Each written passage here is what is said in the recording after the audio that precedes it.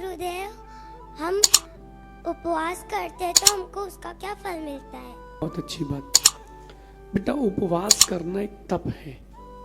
12 प्रकार के तप होते हैं, तो उपवास उसमें से एक होता है। सबसे पहला तप उपवास है अनशन। तो उपवास करने से बेटा सबसे पहले तपस्या करने से संवर भी होता है और निर्जरा भी होती है।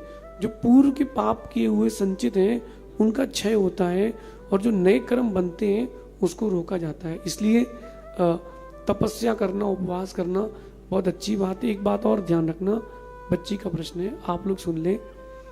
श्रावक के लिए भी उपवास आदि का कोई निषेध नहीं है, तपस्या वो भी कर सकता है।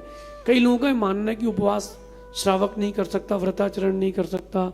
कई लोग ये मानते हैं कि चाय शुद्धि का व्रत श्रावक नहीं कर सकता, उसके पास तो चायत्री नहीं है। अरे है, अगर नहीं होता, भावों में नहीं होता तो वो ये व्रत क्यों करता? और चायत्रवान के प्रति श्रद्धा है, यानी उसका चायत्र के प्रति रुझान है, तो श्रावकों को कोई करना चाहिए। और बेटा उपवास जो होता है ना, कायदे से तो 48 घंटे का होता है, जैसा मुनिराज करते हैं कि आज उपवास किया आहार के बाद, तो आज दिन भर का, कल के दिन भर का, और फिर परसों आहार करेंगे। फिर भी श्रावक चाहे ना, रवि सेन स्वामी कहते हैं, अगर आपने एक दिन में 5 घंटे का उपवास किया, भोजन के बाद त्याग कर दो कि 2 घंटे में कुछ नहीं खाऊंगा, तो 2 घंटे का तुम्हारा उपवास हो गया और वो 2 घंटे काउंट होंगे।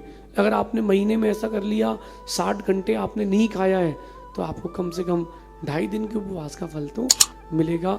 जो लोग रात को नहीं भोजन करते उनको महीने में 15 दिन के उपवास का फल मिलता है। तो ये उपवास की महिमा है। शॉर्ट में भी कर सकते हैं और बड़े में भी कर सकते हैं, जो जैसा डीलर बनना चाहे बन सकता है।